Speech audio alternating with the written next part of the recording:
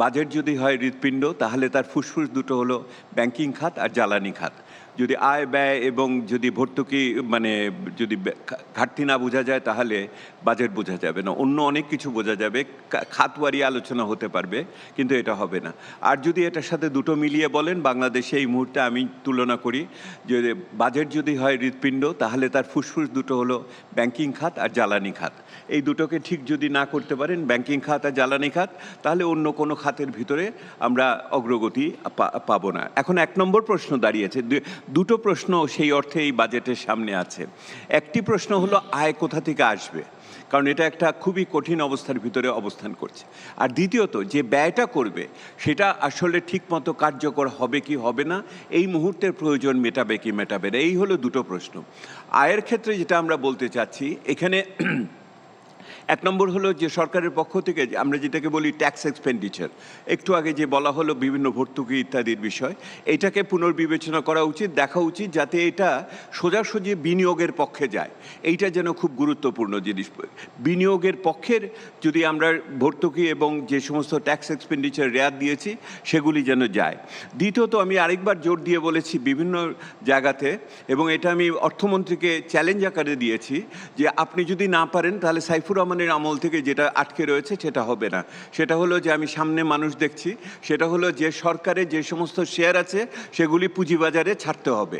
পুঁজিবাজারকে তেজি করার জন্য এইটা হলো অন্যতম পদক্ষেপ। যেগুলি মাল্টিন্যাশনাল শেয়ার আছে এবং স্টেট ওন্ড এন্টারপ্রাইজের শেয়ার আছে, এগুলিকে বাজারে আপনার দিতে হবে।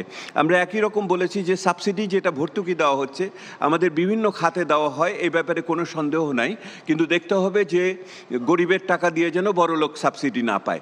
এইটার জন্য ভালো করে এটাকে স্বচ্ছভাবে পুনর্মূল্যায়ন করার প্রয়োজন আছে, যাতে করে নতুন এলাকাগুলোকেতে আমরা ঠিকমতো এটার সাবসিডি দিতে পারি। আমি দু একটা আপনাকে খরচের দিকে দু একটা কথা বলি। এবং আয়ের এইখানে যেই জিনিসটা নীতিটা মানতে হবে, যে নীতিটা সেদিন অর্থমন্ত্রীর সামনে অনেকে আপনারা বলেছেন এবং আমি এটার সাথে একমত, আগামী বাজেটে কোনো ধরনের ট্যাক্স যেন না বাড়ে, প্রশ্নই ওঠে না, কোনো ট্যাক্স যেন কোনো জায়গাতে না বাড়ে। এবং যেই ট্যাক্সগুলোকে বাড়ানোর কথা হবে সেগুলি সমন্বয়ের মাধ্যমে সিদ্ধান্ত নেওয়া হবে। সাইফুর রহমান সাহেবের আমলে বাজেটে, আমি তো অনেক পুরানা মানুষ, আমি দেখেছি, উনি বলতেন যে এই টাকাগুলো নতুন করের মাধ্যমে আসবে, করের এলাকা সম্প্রসারণের মাধ্যমে, আর বাকি টাকাটা আসবে দক্ষতা বৃদ্ধির মাধ্যমে। অর্থ যখন কম থাকে তখন দক্ষতা বৃদ্ধি হলো, এফিসিয়েন্সি ইনক্রিজই হলো তার ব্যয়কে কার্যকর করার ক্ষেত্রে বড় জিনিস। আমি আর দুটো পয়েন্ট বলে শেষ করব। সেটা হলো ভ্যাটের একটা এই ক্ষেত্রে সমন্বয় করার একটা প্রয়োজন রয়েছে। ভ্যাটকে কেন্দ্র করে হয়রানি বন্ধ করতে হবে এবং সেটাকে সাধারণ কিভাবে যেতে হবে সেই পদক্ষেপে আমাদের আসতে হবে। আমার একটা বড় বিষয় যেটা রয়েছে এখানে, সেটা হলো যে কিভাবে প্রণোদনাকে, আমি আরও একবার বলছি, গত অন্তর্বর্তীকালীন সরকারে মূল্যস্ফীতিকে ধরে এমন একটা অবস্থাতে আমরা গেছি, শেষ অবস্থায় এসে মূল্যস্ফীতি আর কমেও নাই, কিন্তু সুদের হারও ওই উচ্চ রয়ে গেল, বিনিয়োগ আটকে গেল। তাহলে আমার এখন এইবার যেটা মনের ভিতরে আছে, সেটা কিভাবে আমি বিনিয়োগকে চালু করার জন্য সর্বাপেক্ষা প্রণোদনা দিব। আপনার উপদেষ্টা মহোদয় বললেন যে বিনিয়োগের মাধ্যমে, কর্মসংস্থানের মাধ্যমে করার, আর ওই যে আমরা যেটাকে বলি শুভচক্র একটা সৃষ্টি করা হবে। কিন্তু এই শুভচক্র সৃষ্টি করার জন্য সবচেয়ে বড় জায়গায় একটা যেটা ছিল, সেটা হলো জাতীয় রাজস্ব বোর্ড।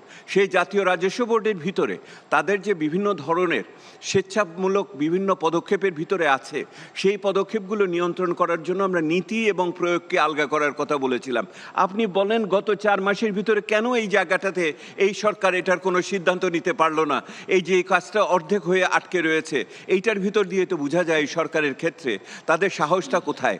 তারা যদি সত্যিকারের জনগণের প্রতিনিধি হয়ে এসে থাকে, তাহলে অন্য সরকার, অনির্বাচিত সরকার যেটা করে যেতে পারে নাই, তাহলে নির্বাচিত সরকার কেন আমার এটা 4 মাসের ভিতরে করে দিল না? সবচেয়ে আমার এই সময়ের যেখানে সবচেয়ে বেশি আয় হওয়ার কথা, সবচেয়ে বেশি ব্যয় হওয়ার কথা। আমি আরেকটা কথা বলে শেষ করি। আমার উপদেষ্টা মহোদয় বলেছেন আপনারা দেখবেন প্রাধিকার ঠিক হলো কিনা, শিক্ষা, স্বাস্থ্য ইত্যাদি খাতে হলো কিনা। উনি যেই টাকাটা দিবেন, থোক বরাদ্দ হয়তো অনেক বাড়বে, কিন্তু উনি ওটা বাস্তবায়ন করতে পারবেন না। কারণ খুব সাধারণ হিসাবের ভিতরে 1 লক্ষ কোটি টাকার বেশি যদি আপনি জাতীয় রাজস্ব বোর্ডকে যে লক্ষ্যমাত্রা দিয়েছেন, তার 30% ওনারা করতে পারবে না। আপনাকে আমি এখানে চ্যালেঞ্জ দিয়ে যেতে পারি। এইটা অসম্ভব ওনাদের পক্ষে করা। এবং এটা যেটা করা হয়, আপনি খরচকে দিয়ে আপনি আয়কে মেটানোর চেষ্টা করেন, যে তাহলে রাজস্ব বোর্ড কত, রাজস্ব বোর্ড কি কামধেনু যে ওখানে যা চাইবেন সেই অতক্ষণই সে করবে, আর ওটা যদি দিবেন তাহলে আপনার হয়রানিও তো একই সাথে এখানে বাড়বে। তাহলে সেহেতু এই জিনিসটা খুব পরিষ্কার করবে। আমার সাধারণ ধারণা ছিল সাহসিকতার সাথে মানুষের কাছে সমস্যা ব্যাখ্যা করেন, উচ্চাশা তৈরি করেন না। অর্থমন্ত্রী সেদিন বলেছেন আপনাদের সকলের সামনে 2 বছর লাগবে আমাদের ঘুরে দাঁড়ানোর জন্য। ওই 2 বছর ঘুরে দাঁড়ানোর জন্য যে পরিকল্পনা, সেই পরিকল্পনাটা কোথায়? সেই পরিকল্পনা দিয়ে এই বাজেটটা করা উচিত ছিল, এবং যেটাতে এই বছর না আগামী 2-3 বছরের আমি একটা পাচ্ছি। আমি শেষ কথাটি যেটা বলে নিই আর কি, সেটা হলো করের ব্যাপারে। কর বৃদ্ধি না করার কথা বলেছি, কিন্তু ন্যূনতম কর ছাড় যেটা দেওয়া হয়েছে এটা গত বছর বাড়ানো হয়নি, এই বছর এটাকে 2 বছরের জন্য করা আছে। এইটাকে অবশ্যই 4 লক্ষ থেকে 4.5 লক্ষ টাকাতে নিয়ে যাওয়া উচিত বলে আমি মনে করি, ন্যূনতম কর ছাড়ের জায়গাটা। এবং সর্বোচ্চ যেই করের ব্যবস্থা রয়েছে, এবং এটার সাথে এবার আমাদের হয়তো আপনার উত্তরাধিকার কর আসতে পারে, এটার সাথে আপনার সম্পত্তি কর আসতে পারে। লক্ষ্য করে দেখবেন, একটা মানুষ যদি 100 টাকার ভিতরে 40 টাকার উপরে তার কর দেয়, কারণ ওখানে সারচার্জ আছে, অ্যাসেট সারচার্জ মিলিয়ে, তাহলে ওই মানুষের আয় করার কিন্তু প্রণোদনা শেষ হয়ে যায়। আর ওই আয় করার প্রণোদনা যদি না থাকে, তাহলে আপনি বিনিয়োগের সাথে এটা মিলাতে পারবেন না।